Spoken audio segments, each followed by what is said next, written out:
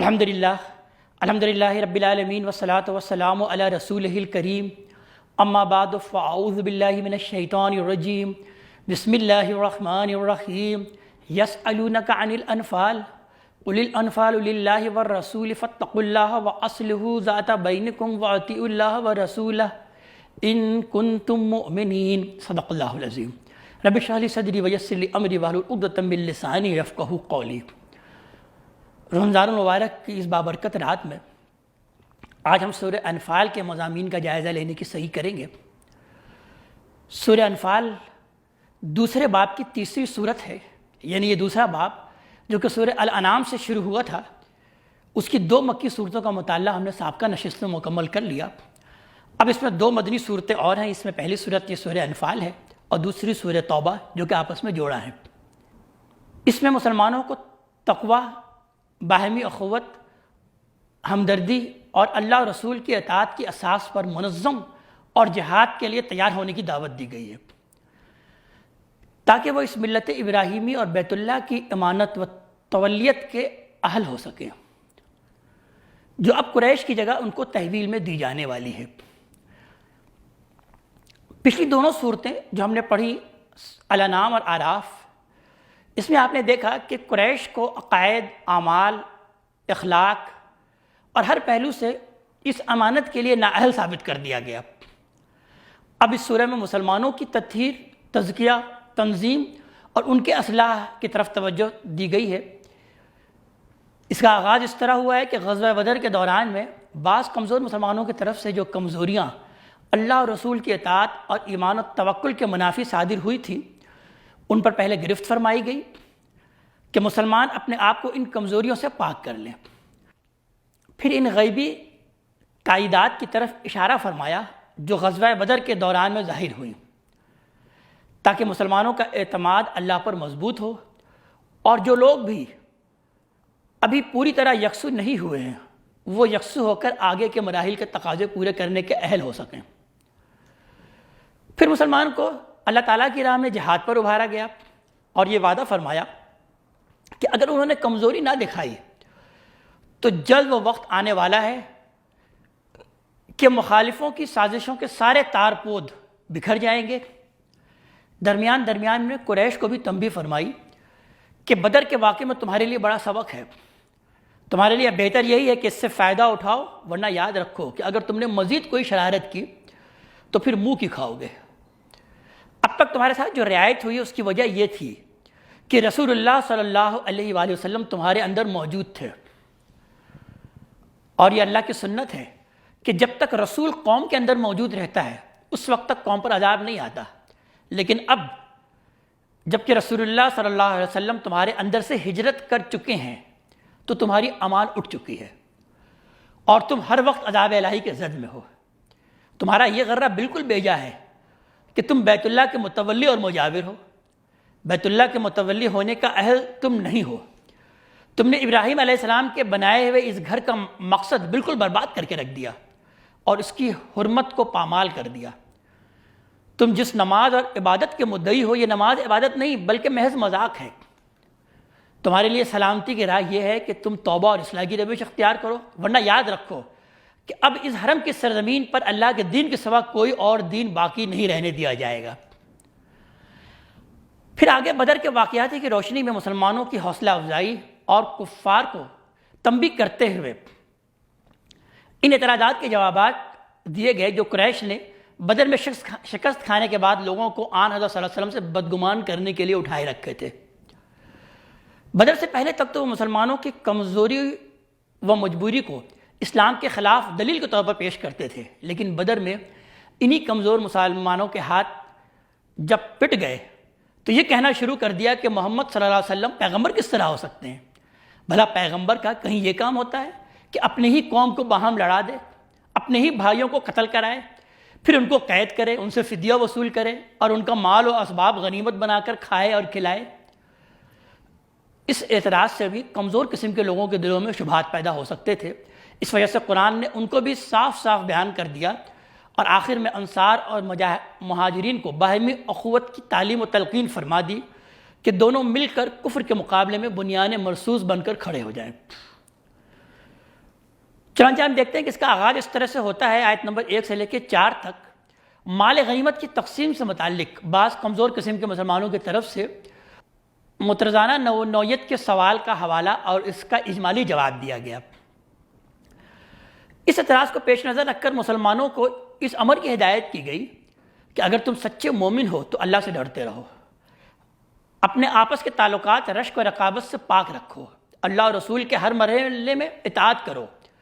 انما المؤمنون الذین اذا ذکر اللہ وجلت قلوبہم، اہل ایمان تو اصل وہ ہیں کہ جب ان کے سامنے اللہ تعالیٰ کا ذکر کیا جاتا ہے تو ان کے دل نرم پڑ جاتے ہیں۔ وَإِذَا تُلِيَتْ عَلَيْهِمْ آيَاتُهُ زَادَتْهُمْ إِيمَانًا، اور جب ان پر اللہ کی آیات کی تلاوت کی جاتی ہے تو ان کے ایمان میں اضافہ ہو جاتا ہے۔ وَعَلَىٰ رَبِّهِمْ يَتَوَكَّلُونَ، اور اہل ایمان تو وہ ہیں جو کہ اپنے رب ہی پر توکل کرتے ہیں، بھروسہ کرتے ہیں۔ یہ وہ لوگ ہیں جو کہ نماز کو قائم کرتے ہیں، زکوٰۃ ادا کرتے ہیں۔ اولئک هم المؤمنون حقا، اور یہی وہ لوگ ہیں جو کہ حقیقی مومن ہیں۔ پھر آیت نمبر 5 سے لے کر 8 تک کمزور قسم کے مسلمانوں کی ایک اور کمزوری کی طرف اشارہ کیا گیا جو جنگ بدر کے لیے نکلتے ہوئے ان سے صادر ہو گئی تھی، کہ باوجود کہ ان پر یہ بات واضح تھی کہ نبی کریم صلی اللہ علیہ وسلم کا یہ نکلنا قریش کی اس فوج سے مقابلے کے لیے ہے جو تجارتی قافلے کی حفاظت کا بہانہ بنا کر مدینے پر حملہ کرنا چاہتے تھے، لیکن وہ فوج کے مقابلے سے ڈرتے رہے اور انہوں نے پورا زور اس بات پر لگایا کہ آن حضرت صلی اللہ علیہ وسلم تجارتی قافلے کا رخ کریں تاکہ بغیر کسی خطرے کے لقمہ تر ہاتھ آئے۔ حالانکہ اللہ اور رسول کا منشا یہ تھا کہ حق کا بول بالا ہو اور باطل کا زور ٹوٹے۔ پھر آیت نمبر 9 سے 14 تک مسلمانوں کی تقویت اور حوصلہ افزائی کے لیے ان غیبی تائیدات کا حوالہ دیا گیا جو بدر کے موقع پر ظاہر ہوئی۔ مسلمانوں کی دعا کے جواب میں بروقت 1000 فرشتوں کی مدد کا وعدہ کیا گیا۔ برسر موقع میدان جنگ میں اطمینان کی نیند کا تذکرہ ہوا۔ امدادی فرشتوں کو یہ ہدایت خداوندی کہ مسلمانوں کا حوصلہ بحال رکھو، کفار کو مغلوب کرو اور ان کے پرخچے اڑا دو۔ آیت نمبر 15 سے 18 تک مذکورہ تائیدات غیبی کی روشنی میں مسلمانوں کو یہ ہدایت کی گئی کہ کفار سے جب مقابلہ ہو تو کبھی پیٹھ نہ دکھاؤ۔ منظم فوج کشی کی صورت میں پیٹھ دکھانے والے اللہ کے غضب اور جہنم کے عذاب کے سزاوار ٹھہرائیں گے۔ مسلمان جب اللہ کی راہ میں لڑتے ہیں تو صرف وہی نہیں لڑتے بلکہ ان کی طرف سے اللہ بھی لڑتا ہے اور اہل ایمان کے لیے جوہر دکھانے کے مواقع فراہم کرتا ہے۔ بدر میں اس حقیقت کا مشاہدہ تم کر چکے ہو اور یہ جو کچھ ہوا ہے اس پر بس نہ سمجھو، آئندہ بھی اللہ ان کفار کی ساری چالیں بیکار کر کے رکھ دے گا۔ آیت نمبر 19 میں قریش کو اللہ تعالیٰ کی طرف سے برسر موقع تنبیہ کی گئی کہ تم کہتے تھے کہ اس جنگ میں جس کو فتح حاصل ہوگی وہ برسر حق سمجھا جائے گا، تو دیکھ لو فتح ظاہر ہو گئی۔ اب بہتر ہے کہ کسی مزید شرارت کی جرت نہ کرو، اگر تم باز نہ آئے پھر شرارت کی تو یاد رکھو ہم کہیں چلے نہیں گئے ہیں، ہم بھی اپنی شان پھر دکھائیں گے، اور یہ اچھی طرح یاد رکھو کہ تمہارے لاؤ لشکر کی کثرت کچھ کام نہ آئے گی۔ آیت نمبر 20 سے لے کر 30 تک 11 آیتوں میں مسلمانوں کو یہ ہدایت کی گئی کہ پوری وفاداری کے ساتھ اللہ اور رسول کی اطاعت کرو، رسول کی عین موجودگی میں ان سے انحراف نہ اختیار کرو۔ یہ روش ان یہود کی ہے جو کہتے تھے کہ ہم نے مانا لیکن مانتے نہیں تھے۔ اللہ کے نزدیک سب سے بدتر جانور وہ بہرے گونگے لوگ ہیں جو سوچنے سمجھنے سے عاری ہیں، غور نہیں کرتے۔ اللہ نے ان میں کوئی صلاحیت نہیں پائی، اس وجہ سے ان کو قبول حق سے محروم کر دیا۔ توفیق الہی انہی لوگوں پر کارگر ہوتی ہے جو اپنے اندر اثر پذیر اور قبول حق کی صلاحیت زندہ رکھتے ہیں۔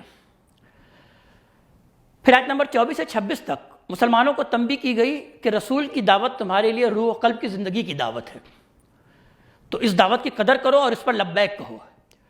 اگر تم نے کمزوری دکھائی اور تذبذب کا شکار رہے تو یاد رکھو کہ آدمی اور اس کی قوت ارادی کے درمیان سنت الہی حائل ہو جاتی ہے، پھر وہ خیر کی توفیق سے محروم ہو جاتا ہے۔ اجتماعی زندگی میں جو خرابیاں کچھ مخصوص لوگوں کی طرف سے ظاہر ہوتی ہیں، اگر دوسرے ان کی اصلاح کی کوشش نہ کریں تو ان کے برے نتائج کی لپیٹ میں اچھے برے سب آ جاتے ہیں۔ اسلام کے مستقبل کی طرف سے کسی تذبذب اور اندیشے میں مبتلا نہ ہو۔ تم اس ملک میں تھوڑے تھے، اللہ نے تمہیں زیادہ کیا اور اپنی تائید و نصرت سے تمہیں نوازا۔ اسی اللہ پر بھروسہ پختہ رکھو اور آگے کے مراحل میں بھی وہی اللہ تبارک تعالیٰ ہی تمہارا کارساز ہے۔ آیت نمبر 27، 28 اور 29 میں بیان کیا گیا کہ کمزور قسم کے مسلمانوں کو اس میں تنبیہ کی گئی کہ اللہ اور رسول سے عہد اطاعت و وفاداری کر چکنے کے بعد بے وفائی نہ کرو۔ مال و اولاد کی محبت اللہ اور رسول کی محبت کے تقاضوں میں مانے نہ ہوں۔ یہ چیزیں فتنہ ہے، مال اور اولاد کہ تمہارے لیے آزمائش ہیں۔ ان فتنوں میں پڑھ کر اس اجر عظیم کو ضائع نہ کرو جو اللہ کے پاس اس کے وفادار بندوں کے لیے محفوظ ہیں۔ جو لوگ محبت دنیا کو اپنے اوپر غالب نہ ہونے دیں، اللہ ان کے آگے سے باطل کے تمام حجابات چاک کر دے گا اور ان کو اپنی مغفرت سے نوازے گا۔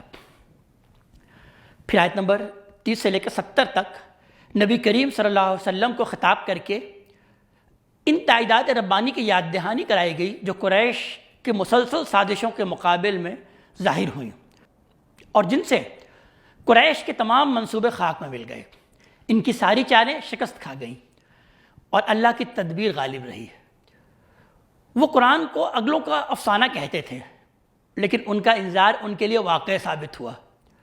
وہ مطالبہ کر رہے تھے کہ اگر آپ پیغمبر برحق ہیں تو ہم پر آسمان سے پتھر برسائیں یا کوئی عذاب آئے تو ہم مانیں گے، لیکن اللہ تعالیٰ نے اس وجہ سے ان پر عذاب نہیں بھیجا کہ آپ ان کے اندر موجود تھے۔ لیکن اب جب کہ آپ ان کے اندر سے نکل چکے ہیں تو کوئی نہیں ہے کہ وہ عذاب سے اب محفوظ رہیں۔ وہ اپنے آپ کو مسجد حرام کا متولی سمجھتے ہیں، لیکن وہ اس کے متولی کہاں سے ہو گئے؟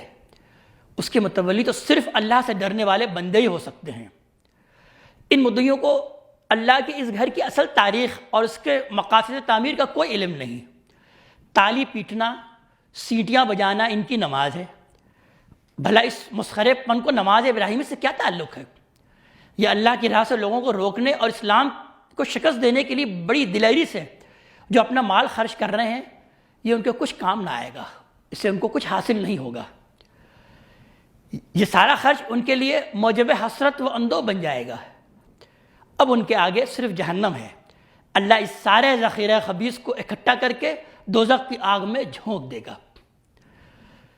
پھر آیت نمبر 38 سے 40 تک ہم یہ دیکھیں گے کفار قریش کو تنبیہ کی گئی کہ اگر وہ اپنی شرارتوں سے باز آ جائیں تو یہ ان کے حق میں بہتر ہے۔ اگر انہوں نے اپنے رویے کی اصلاح کر لی تو ان کی پچھلی غلطیاں معاف کر دی جائیں گی، اور اگر وہ باز نہ آئے تو یاد رکھیں کہ ان کا بھی وہی حشر ہونا ہے جو ان سے پہلے انبیاء کو جھٹلانے والی قوموں کا ہو چکا ہے۔ مسلمانوں کو یہ ہدایت کی گئی کہ ان سے جنگ جاری رکھو یہاں تک کہ کمزور مسلمانوں پر ان کے جبر و ظلم کا خاتمہ ہو جائے اور اس سرزمین پر اللہ کے دین کے سوا کوئی دین باقی نہ رہے۔ وَقَاتِلُوهُمْ حَتَّىٰ لَا تَكُونَ فِتْنَةٌ وَيَكُونَ الدِّينُ كُلُّهُ لِلَّهِ۔ ان سے قتال کرو یہاں تک کہ فتنہ فروغ ہو جائے اور دین کل کا کل اللہ تعالیٰ کے لیے ہو جائے۔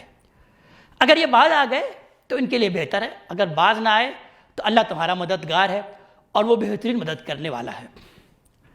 آیت نمبر 41 سے 44 تک پھر مال غنیمت کی تقسیم سے متعلق سوال جو آیت نمبر 1 میں اٹھایا گیا تھا اس کا تفصیلی جواب دیا گیا، اور مسلمانوں کو یہ تنبیہ کی گئی کہ اس تقسیم کو خوش دلی سے قبول کر لو۔ اللہ اور رسول کے فیصلے پر راضی رہنا ہی سچے ایمان کی علامت اور اس کا تقاضا ہے۔ یہ یاد رکھو کہ بدر کے دن تمہیں جو کامیابی حاصل ہوئی ہے یہ تمہاری اپنی تدابیر اور تمہارے اپنے تدبر کا کرشمہ نہیں تھی، بلکہ یہ ساری اسکیم اللہ کی بنائی ہوئی تھی۔ یہ اسی کی کارسازی تھی اور اس نے ٹھیک اس وقت تمہاری فوج کو اس وادی کے ایک سرے پر پہنچا دیا جس کے دوسرے سرے پر دشمن کی فوجیں پہنچ چکی تھیں۔ اگر تم ایک دوسرے کو الٹیمیٹم دے کر نکلتے تو تمہارا یہ عین وقت پر دشمن کے مقابلے میں پہنچ جانا ممکن نہ تھا۔ یہ اللہ کی اسکیم تھی جو پوری ہوئی۔ اس نے یہ چاہا کہ تمہارے اور قریش کے درمیان ایک ایسا مارکا ہو جائے جو حق و باطل کے درمیان ایک امتیاز پیدا کر دے، تاکہ اس کے بعد جو کفر پر جمے رہنا چاہیں ان پر حجت قائم ہو جائے اور جو اسلام کو اختیار کریں ان کو ایک روشن دلیل مل جائے۔ یہی رمز تھا کہ اللہ نے کفار کی فوج کو پیغمبر کی نگاہوں میں کم دکھایا تاکہ مسلمانوں میں ہراس پیدا نہ ہو اور ان سے ٹکر لینے کے لیے پر حوصلہ رہیں، اور پھر یہی رمز تھا کہ جب تمہاری اور ان کی فوجیں آمنے سامنے ہوئی تو تمہاری نگاہوں میں اللہ نے ان کو حقیر دکھایا اور ان کی نگاہوں میں تم کو کم دکھایا، تاکہ ٹکر لینے سے کوئی بھی نہ جھجکے اور وہ مارکا واقع ہو ہی جائے جو حق و باطل کے درمیان ایک فرق بن کر نمایاں ہوا، جس کو اللہ تعالیٰ نے الفرقان قرار دیا اس غزوہ بدر کو۔